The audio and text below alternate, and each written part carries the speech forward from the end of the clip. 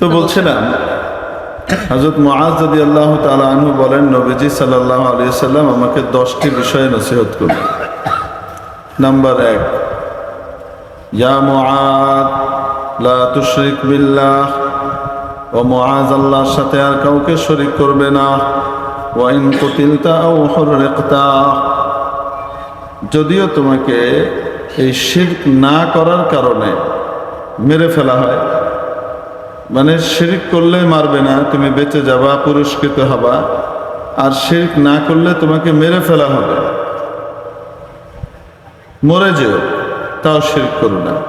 তোমাকে আগুনে পুড়িয়ে ভস্ম করে দেওয়া হবে, পুড়ে যেও, জ্বলে যেও, দগ্ধ হয়েও, ভস্ম হয়ে যেও, তারপরেও কি করো না? শিরক করো না। শিরক এমন এক অপরাধ, যেই অপরাধকে সাথে করে নিয়ে আল্লাহ তাআলার প্রিয় যত ভালো কাজই হোক না কেন, কোনোটাই অ্যাকসেপ্টেবল হয় না, কবুল হয় না, কোনো ইবাদত যায় না। এটা এমন একটা অপরাধ, এটা এত বড় অপরাধ, এইটা ছাড়া বাকি যত গুনাহ আছে, এক একটা গুনাহ মনে করেন এক একটা জার্ম, বড় বড় জীবাণু মনে করেন। জার্ম আর জীবাণু পরিষ্কার না হলে মানুষ সুস্থ থাকে? সুস্থ থাকবে না। তো এই জার্ম আর জীবাণু যতগুলাই হোক না কেন, দুনিয়া থেকে নিয়ে যদি কেউ যায় আখিরাতে, আল্লাহ তাআলা চাইলে, কারো ক্ষেত্রে চাইলে তার সমস্ত গুনাহ আল্লাহ মাফ করে দিতে পারেন, এই ঘোষণা আল্লাহ দিয়েছেন। তবে এক্সেপ্ট একটা জিনিস, শিরক, এটার গুনাহ আল্লাহ মাফ করবেন না। ইন্নাল্লাহা লা ইয়াগফিরু আন ইউশরাকা বিহি ওয়া ইয়াগফিরু মা দুনা যালিকা লিমান ইয়াশা। নিশ্চয় আল্লাহ রাব্বুল আলামিন শিরকের গুনাহ মাফ করবেন না। এছাড়া যত গুনাহ হতে পারে না কেন, সমস্ত গুনাহগুলোকে যার ক্ষেত্রে চান ক্ষমা করে দিবেন। কিন্তু যদি শিরকের গুনাহ সহ দুনিয়া থেকে যাওয়া হয়, তাহলে আখিরাতেও আল্লাহ তাকে কখনোই শিরকের গুনাহ মাফ করবেন না। হযরত লুকমান আলাইহিস সালাম তার ছেলেকে যে জবরদস্ত কিছু নসিহত করেছিলেন, সেই নসিহত মালাগুলো আল্লাহ তাবারাকা ওয়া তাআলা কোরআনে কারিমে বর্ণনা করে দিয়েছেন। লুকমান একজন আদর্শ বাবা ছিলেন। একজন আদর্শ বাবা তার সন্তানকে তরবিয়ত করেন, নসিহত করেন, ওসিয়ত করেন, বড় করেন। শুধুমাত্র গায়ে গতরে বড় করেন না। একজন আদর্শ বাবা তার সন্তানকে তার শারীরিক কাঠামোর দিক থেকে যেমন তাকে বড় করে তোলেন, ঠিক তেমনি ভাবে মানসিক দিক থেকে, আত্মিক দিক থেকে, যোগ্যতা এবং মানবিক গুণাবলীর বিকাশের দিক থেকেও তাকে বড় করেন।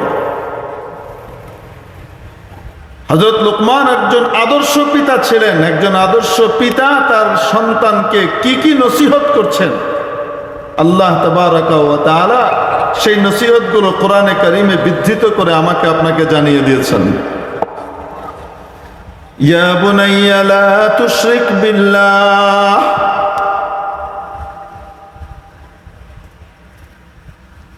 ও আমার প্রিয় ছেলে, ও বাবু, খবরদার খবরদার খবরদার, আল্লাহর সাথে কাউকে শরীক করো না। ইন্নাশ শিরকা লাযুলমুন আযীম, নিশ্চয় শিরক সবচেয়ে জঘন্য অপরাধ, সবচেয়ে ভয়ঙ্কর অন্যায়, সবচেয়ে বড় জুলুম এবং অত্যাচার। এর চেয়ে বড় গুনাহ নাই। খবরদার, কখনো শিরক করবে না, আল্লাহর সাথে কাউকে শরীক করবে না। এরপরে হযরত লুকমান আরো অনেক নসিহত করেছেন। বাবা মার দায়িত্ব সন্তানকে সেই নসিহতগুলা করা এবং প্র্যাকটিক্যালি আমল করানো। বাবা মা সন্তানকে পূজায় উইশ করার জন্য যদি পাঠায়, খ্রিস্টানদের বড়দিনে উইশ করার জন্য যদি পাঠায়, তাহলে বলেন এই বাবা আর এই মা আদর্শ বাবা মা না নিকৃষ্ট বাবা মা? সে তো শিরকের প্রতি সমর্থন জানাতে পাঠাচ্ছে। অনেকে বলে না ধর্ম যার যার উৎসব, এটার জবাব আপনাদের মুখস্থ আছে, আমার বলার দরকার নাই। মুখস্থ আছে না? জমিন যার যার, ফসল সবার, গাছ যার যার, ফল সবার, বিয়া যার যার, বউ সবার, ধর্ম যার যার, উৎসব সবার। মুসলমান, তুমি নিজেকে এত উদার বানাইতে যাও, তুমি তো উদার না, তুমি তো হিজলা টাইপের মুসলমান হয়ে যাচ্ছ। তোমার তো একটা স্বকীয়তা আছে, তুমি যার জন্য উদারতা দেখাইতে যাচ্ছ সেও তো তোমার এই কথা স্বীকার করে না, সেও তো এই কথা বলে না ধর্ম যার যার, উৎসব সবার। সেও তো কয় ধর্ম যার, উৎসব তার। ঠিক কি ঠিক না? আমাদের দেশে হিন্দু ভাই বোনরা আছে না নাই? আমাদের বাৎসরিক দুইটা উৎসব আছে ইসলামের দৃষ্টিতে, একটা হলো রোজার ঈদ, আর একটা কি কোরবানি ঈদ। তো কোরবানি ঈদে আপনারা যে গরু জবাই করে আমরা এই পর্যন্ত খাইলাম, আজ পর্যন্ত কয়জন হিন্দু আপনার কাছে আসছে, আপনার বন্ধু বান্ধব এসে আপনার সাথে গরু জবাইয়ে বিসমিল্লাহ আল্লাহু আকবার কে শামিল হয়েছে, তারপরে আবার গরুটা রান্না করার পরে তেল মেরা ভালো করে খাইছে? ধর্ম যার যার, উৎসব সবার। আজ পর্যন্ত শরীক হয়েছে? হ্যাঁ, কেন? সে জানে তোমার ধর্ম তোমার, আমার ধর্ম আমার। ঠিক কি ঠিক না? তোমার আর আমার ধর্ম গুলাইলে চলবে না। যারা বলেন ধর্ম যার যার, উৎসব সবার, তাদের এই দাবিটা খুব একটা সঠিক নয়। কোন মুসলমান কোন সময় কোন পূজাতে সমর্থন করা, কোন পূজার উপস্থিতিতে যাওয়া, ওখানকার প্রসাদ খাওয়া তার জন্য হারাম। আর যদি পূজাকে সমর্থন করে কথা বলে তাহলে ঈমান চলে যাবে, বেঈমান হয়ে যাবে, ঈমান থাকবে না। নবীজির চাইতে বেশি উদার হলে ঝামেলা আছে। ঠিক কি ঠিক না? নবীজির চেয়ে মহামানব, উদার মানসিকতার মানুষ আর কোনোদিন পৃথিবীতে আসবে না। লাকুম দীনুকুম ওয়ালিয়া দীন দিয়ে দলিল দেয়। কয় কি কয় না?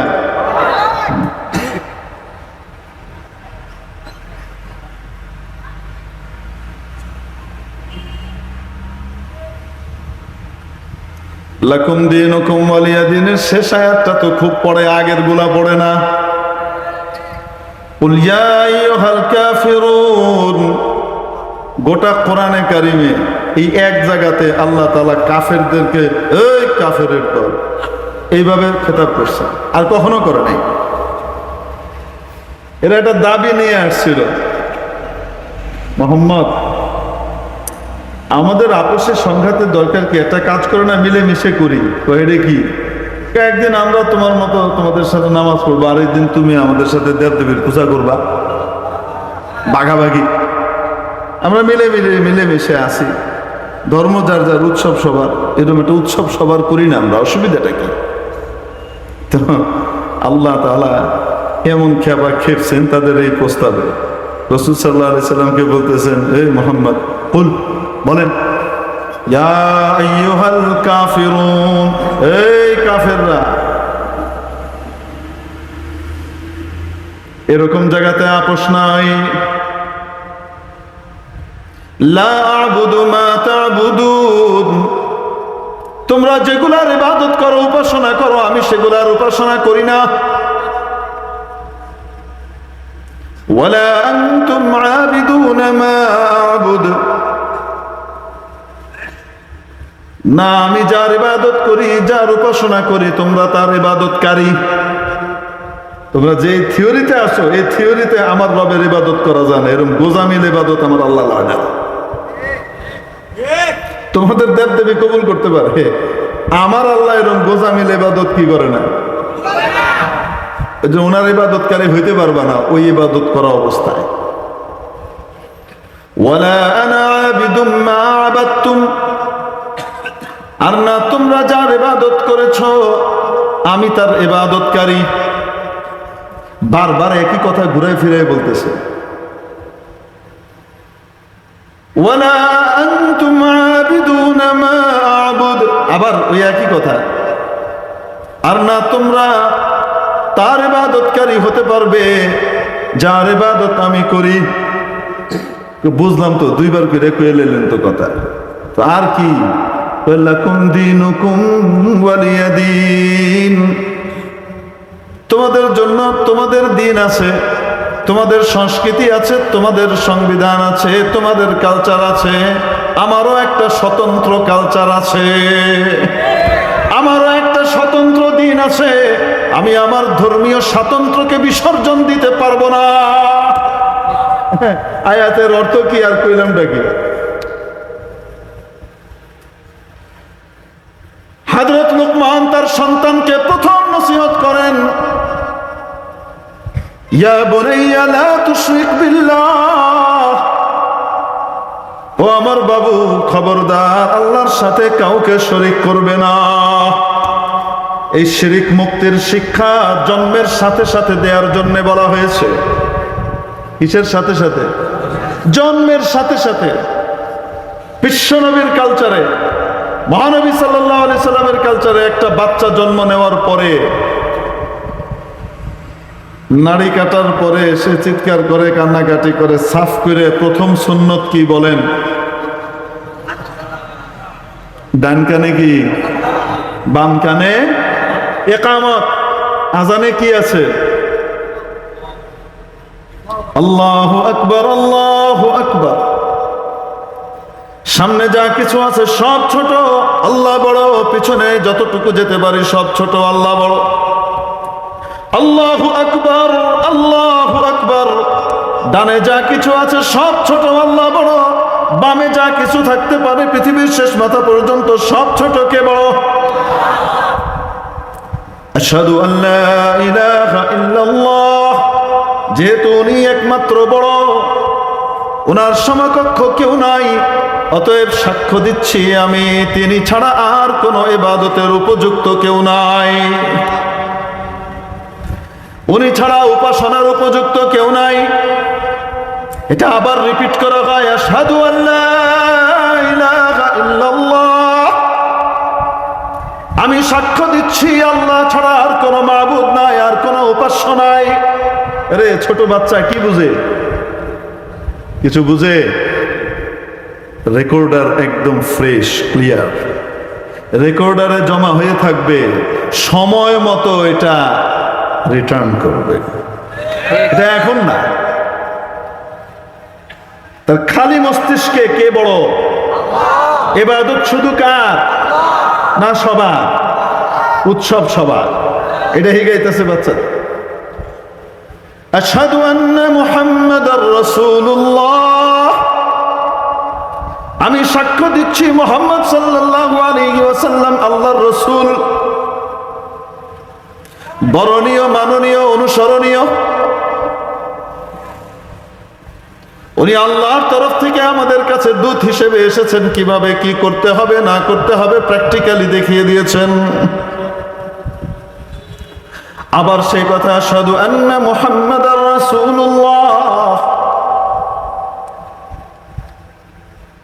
দুনিয়া আখিরাতের মুক্তি আর কল্যাণ যদি চাও তাহলে নামাজের দিকে আসো। আগে কানে পড়ায় দিচ্ছে, কালিমা নামাজ, তাবলীগের কলমা নামাজ।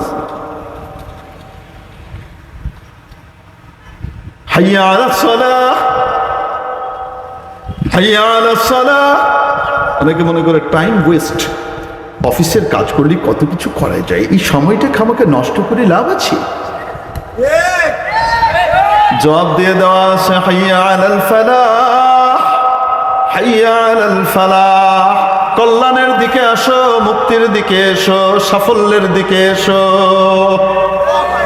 নামাজ তোমার কল্যাণের প্রতীক, নামাজ তোমার সাফল্যের প্রতীক। নামাজ থেকে বাদ দিয়ে কোনোদিন তুমি কল্যাণ পেতে পারো না। তুমি কোনো সময় সর্ববৃহৎ শক্তির মালিক রব্বুল আলামিনের শেল্টার লাভ করতে পারবা না। ওনার শেল্টার পেতে হলে নামাজের কোনো বিকল্প নাই। আমার কথা না, নবীজির কথা, সামনে বলবো না। তারপরে চারদিক তো গেছে, চতুর্দিকে যা আছে সব ছোট, কে বড়?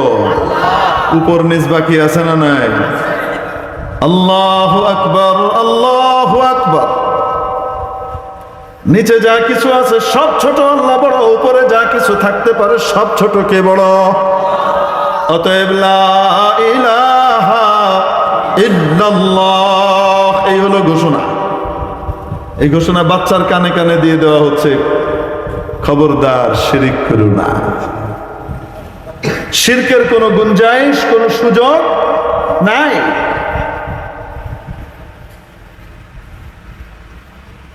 আল্লাহু আকবার।